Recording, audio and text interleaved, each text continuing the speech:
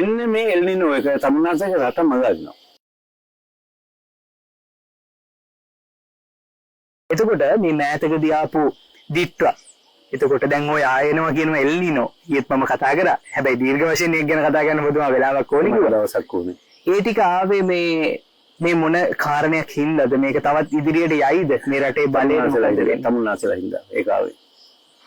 වගකීම් බාර ගන්න. තමුන්නාසලා කියන්නේ වෙන කවුරුත් නෙවෙයි හෝමෝ සේපියස්. මේ සතා මුතු හතෙක්. ඔය සබාව දහම ජය ගන්න හදනවා. කවදාවත් කරන්න බැරි සබාව දහම ජය ගන්න හදනවා. සබාව දහම ජය ගන්න අරගෙන ඒගොල්ලෝ බොහෝ දේවල් කිරීම තුල ඇති වෙන විකෘති සබදාම විකෘතිය.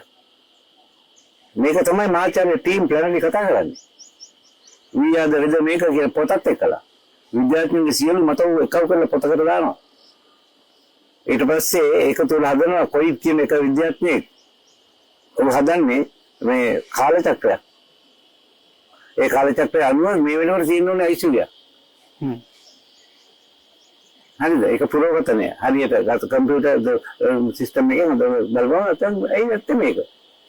තමුන්නාන්සලා පොළොවේ යට තැම්පත් වෙච්ච සූර්ය ශක්තිය උඩට අරගෙන පුච්චලා වායු වලට නැවත වෙනවා. පෙට්‍රල් හැටියට, ඩීසල් හැටියට, ගල් ලඟුරු හැටියට.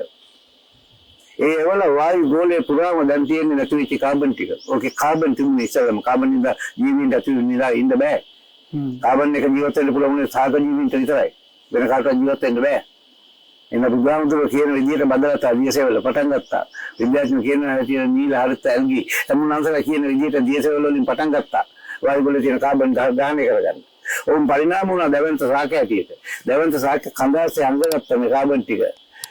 හරිද? ඒක පොළොවේ යට ගිහින් ගල්ලඟුරු වුණා. ඒක පොළොවේ යට ගිහිල්ලා පෙට්‍රල් වුණා. ඒ පෙට්‍රල් ටික උඩට ඒගොල්ලෝ ඒ ගස් එක නිෂ්පාදනය කළේ ඔක්සිජන්. ඔක්සිජන් දුක් කියලා අන්න තමුන්නාන්සලා හැදිලා දැන් දාන සෙල්ලම ඒ ගස් තමන්ගේ ජීවිතෙත් එක විනාශ කරගෙන තම්ප පොළොවේ යට ගිහිල්ලා අංගප ටික මම දකින්නේ මවක දරා ගන්නා දුක ළමයි ඉන්නේ. හරිද? ඒ විදිහට මේ ජීවීන් ටික සාක ජීවීන් පෘථිවියේ පළවෙනි පුරවැසිය කියලා මම කියන්නේ. මේ පුරවැසියන් ටික පොළොවේ යට අරන් ගියා සියලු විස ටික. විස ටික අරන් ගිහලා තමුන්නාන්සලාට ජීවත් වෙන්න ඇදුවා ඔක්සිජන් එක් කරලා දැන් තමුන්නාන්සලා පටන් ගත්තා. මොනවද කරන්නේ? ඒ යට ගිය වහරන් පෙට්‍රල් ගන්න, ඩීසල් ගන්න, ගල් ලඟුරු ගන්න. ඕස්ට්‍රේලියාවේ ගල් ලඟුරු ගන්නකොට බිග් බිල් නැයිදි තමුන්නාන්සලා ආලවත් නැහැ. තමුන්නාන්සලා සියටල් විතරයි ආලා තියෙන්නේ. සියටල් කතා කරලා දේශපාලනය. සියටල් කිව්වේ ඇමරිකාවේ ඒ පුරවැසියා උඹලා අපෙන් ඉල්ලනවා මේ ඉඩම්. අපි දුන්නත් නැත්නම් උඹලා තුවක්කුවෙන් ගන්න බවක් දන්නවා. අපේ ප්‍රශ්නයත් එහෙම නැත්නම් උඹලා මිලදී ගන්න හදන්නේ. මේක කොහොමද අපි මිල කරන්නේ? මේ වර්ණ මිල කරන්නේ කොහොමද? කුරුල්ලන්ගේ පාට මිල කරන්නේ කොහොමද? ඒක එතන මේ දේශපාලනයක්. සියටල්. එහෙම නැත්නම් පරිසරය ගැන කතා කරමු මිනිහෙක් ඉන්නවා. අමතක කරනවා. බිග් බිල් නැයිදි. ඕස්ට්‍රේලියාවේ big mill නැයිදි කෑගාලා කිව්වා ගහන්න එපා යකුනේ. ඔහොම අවතාර මුල පස්සෙන් ලු බඳිනවා. ඔහු කෑගවුවා. උඩ තේරෙන භාෂාවෙන්. හැබැයි තේරුනේ නෑ ගල්ලන් වර්ණයට. දැන් මොකද වුනේ? ඔක්කොම වායු ගෝලේ නයිට්‍රජන් ගිහලා කාබන් ගිහලා වායු ගෝලේ අණු වල එකතු වෙනවා. වැඩි හරියක් මුහුදට එකතු වෙනවා. මුහුදට කෑදරයි. වතුරට කෑදරයි. ඒගොල්ලෝ වතුරේ දැන් මුහුදේ වැඩි හරියක් තියෙන්නේ මේ කාබන්. ඒ ඕකුඩේ සූර්යය ආපුවාම හත් වෙනවා. කාබනේ හත් වෙච්ච ගමන් සූර්යයක් හැදෙනවා. ඒතර සූර්යය හැදෙනවා වේගෙන්. පෘථිවිය කරකෙන්නේ දකුණට කරකෙනවනේ මේක. කරකවලට තමුන්නාන්සලා රට උඩට උඩ පත බෑ වෙනවා. ඒතකොට ඔයගොල්ලෝ හඳුනන්නේ ඒකට හරිද සූලිසුලන් කියලා. සූලිසුලන් කියලා අයින්සක ගෑනුන්ගේ නම් වලින් නම් කරනවා රීටා බීටා එහෙම නම් කරනවා. නම් කරලා හරිද? ඒ ගෑණිය කරසුනම යක්කු වගේ.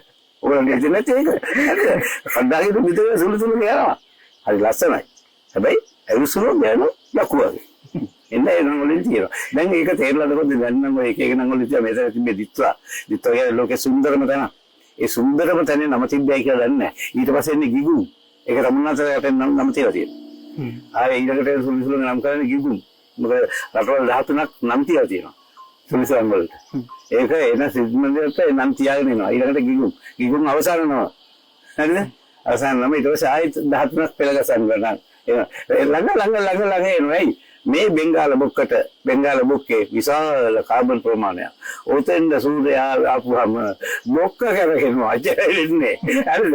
ඊට පස්සේ එන්නේ ලංකාව වලින්, ඉන්දියාවේ පල්ලෙයන්, අප්‍රිකාවෙන් මේ ටික කඩාගෙන යනවා. කවුරුත් මේව හදාගෙන. ඒ සුළුසුලන් තත්ත්වය. ඒක ඊට වැඩි එකක් වෙනවා. සූර්යයා දකුණට ගියා. මොකද ඒ තමයි වතුර තියෙන්නේ. මගවසේ උතුර වතුර නෑ. පෘථිවියේ උතුර තියෙන ගොඩබිම. සමගින් පල්ලෙයා තියෙන වැඩි එකක් වතුර. මොකද වතුර. ඉතින් පල්ලෙයා ගියාම මේ ඔය පල්ලෙහාට දෙසැම්බර් මාසේ ක්‍රිස්තු දරුවා. කියන්නේ තමයි රෙල් නිනෝලාරිනෝ. අන්න රත් වෙනකොට එතන රත් වෙච්ච වතුර ටික කෙලින්ම උඩහට යනවා. ඒ උඩහ හරි ඝන සීතලයි. ඒක එංගලන්තේ හරහා යනකොට කියන්නේ ගල්ෆ් දියවැල.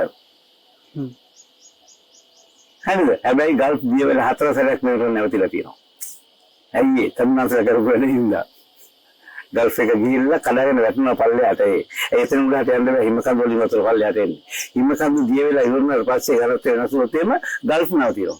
අන්න ඒ වගේ තත්ත්වයක් උඩේ පල්ලෙහාදී ඕක එන්නේ උඩින් මතුවලා එන්නේ. ඒ උඩින් එන්නේ මා දීර්ඝ ඉඩෝරයක් හැටියට. දීර්ඝ නියගයක් හැටියට. ඔයගොල්ලෝ හඳුනගත්තේ නියගේ විතරයි. එතන ගියා මොකොත් නෑ. හැබැයි ඔයගොල්ලන්ට වැඩි සමන් මාළු හඳුන ගන්නවා. සමන් මාළු වල ගල්ෆ් එකට ජීවත් වෙන්න බෑ. ගල්ෆ් එකෙන් තමයි කැමරා යන්නේ.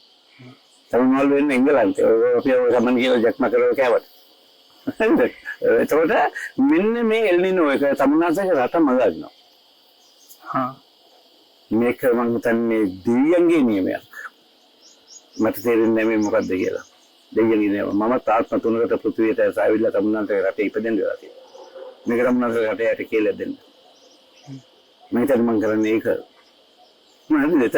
එතකොට මේක තමුන්නාසගේ රට මගහරින්නේ. තමුන්නාසගේ රට තියෙන්නේ අපූර්වතරක. සමක උඩත් මේ සමකට අංශ 6 මාර කුඩි. මේ හරිය ඒතර වටේට තියෙන ගොළුවීම් ටිකක්. එහෙනම් හැමතිස්සෙම වැහි හතරක් ඔයගලන්ගේ රටට වහිනවා. මෝසම් දෙක ආවේ නැතත් ලංකාව රත් වුණොත් රත් වෙච්ච වාතය උඩට ගමන් කරනකොට හතර පැත්තෙම වාතය අදින්නේ මුහුදු සුළං සමග. හරිද? ඒන්න සංවාද රස වහිනවා. අම්මාස මොකද නේද වහින්නේ? බම්බයි වෙන්නේ. ඊට ලංකාවෙන් දෙපාරක් යනකොට. හරිද? ඒන්න සංවාද රහි දෙක නියමයට වැඩ කරනවා. හත්ත පහකට බය නැහැ මම. කොල්ලෝ කියන්නේ මැරිච්ච උණුකට බය නැහැ කියලා. මම මැරිච්ච උණුකට බය නැහැ. පණ දින උණුකට කියලා.